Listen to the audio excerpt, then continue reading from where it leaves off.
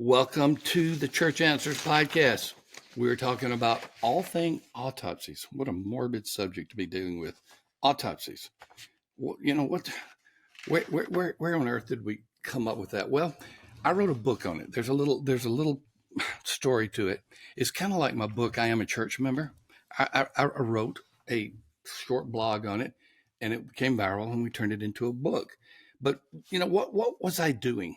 What was I saying in that particular book, Autopsy? Well, what I was saying is that there are churches that have closed. Those churches have closed because of some key reasons.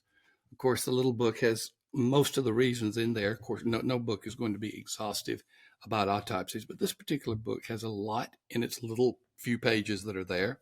So let's talk about why. Why do churches die? Before we do, let's thank Cheney and Associates, the accounting firm for the church. They are the church accounting, bookkeeping company. Don't try to do this yourself. There's never such a thing as an expense when you're dealing with something like this, especially with a quality organization like Cheney. Go to Cheney and Associates. You can go CheneyAssociates.com, or you can just click on the link. You can just Google it, Cheney and Associates. They're in the cloud. They're serving over 1,100 churches. They're the place you need to be. Okay, let's go back now to this whole thing about autopsies. Let me get something. Excuse me for bending down. You don't have to edit that. I'll just go on and let you see a very natural sequence taking place in the Church Answers podcast. Part 3: Why do churches close? Refusal to accept responsibility. Now, this is not just reasons that churches close.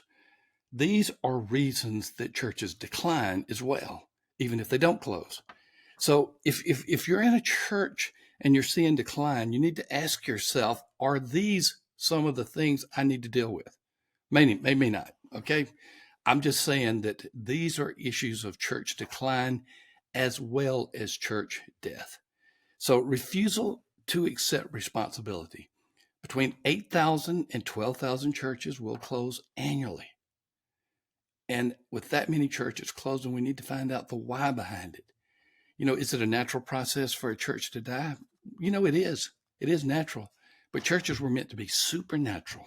And so it's something that we should, in God's power, resist the closure of a church.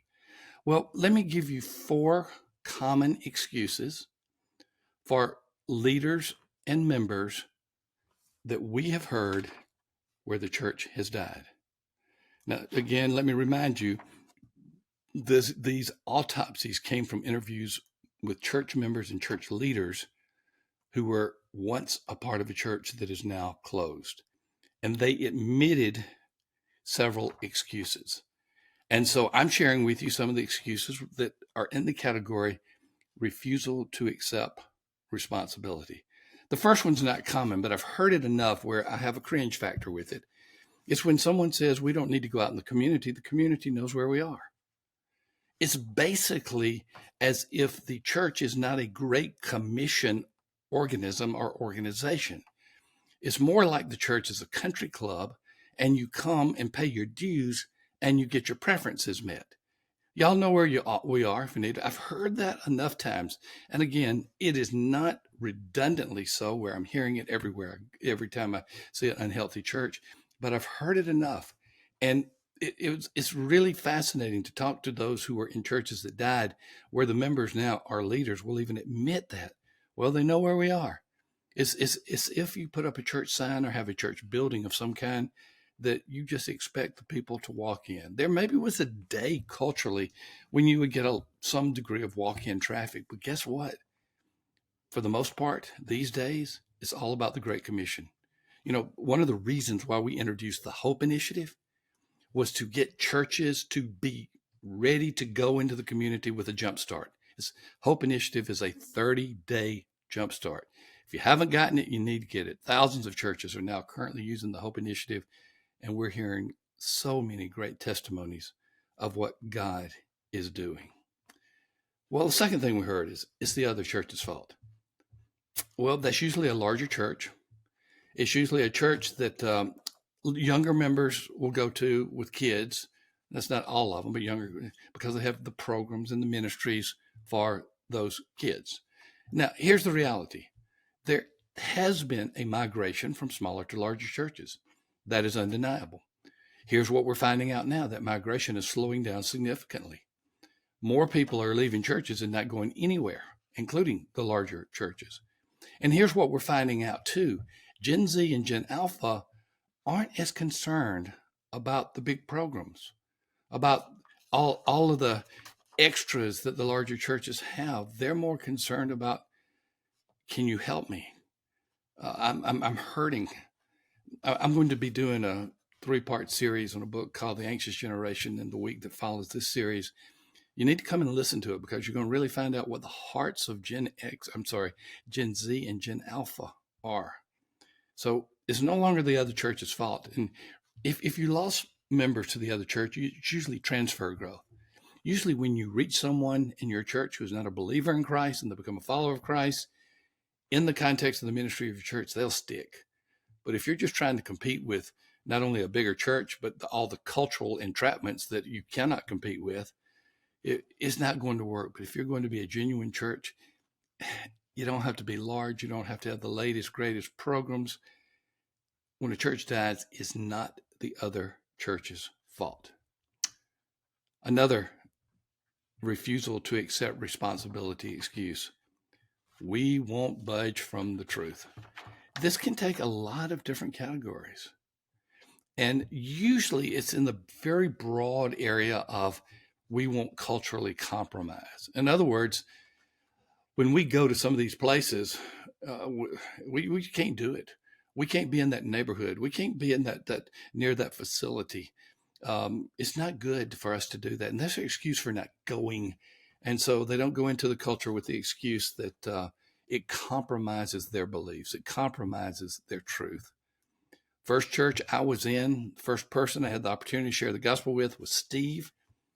He became a follower of Christ almost as soon as I could get the gospel message to him, in about 30 minutes. He wanted immediately to take me to some places to meet his friends. And his friends were in bars. And at the time, I was a Baptist pastor. At the time, I was a Baptist pastor where you don't drink, you don't smoke, you don't cuss, you don't have fun, which were the 4 tenets of Baptist life. And the idea of me going into a bar was, it was really taboo in the denomination I was a part of.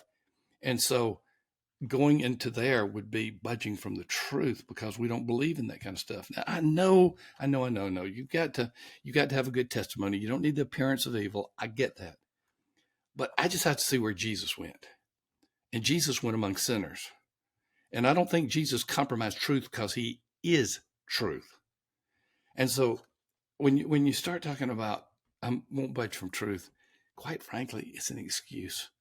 You don't need to budge from truth, but you need to get your budget out. You need to get yourself out into the world. I tried to slur over that one real quickly. You need to get yourself out into the world. Don't worry about what people think. Worry about what God knows. The last excuse is, it's the denomination's fault. Boy, I hear that a lot in denominations, especially those who have been a part of larger denominations that have provided all kind of resources. And when they don't get the same level of resources, or they feel like the resources are being moved from one place to another, they're crying out, I can't grow my church without these resources. I can't do this. Well, you know what? Churches have existed without denominational support for a long time, and they will continue to. If your church is dying, it's not because the denomination is or is not doing something for you. It is because your church is not involved in the Great Commission. Okay, 3-part series. The whole idea is the autopsy of a deceased church. Lessons from those autopsies. We gave 3 broad categories in 3 podcasts this week. Listen to all 3 of them. Maybe share them with your leadership. Share them with people in your church. And tell me what you think. Love to get a comment from you. Always thank you for the rating and review on your podcast app. Thank you for subscribing to our channel at YouTube, and for giving us a thumbs up there as well. This has been the Church Answers Podcast. We're always gratefully supported by Cheney & Associates, the accounting firm for the church. We'll see you next week as we begin to talk about another book, not even by a Christian, called The Anxious Generation. See you then.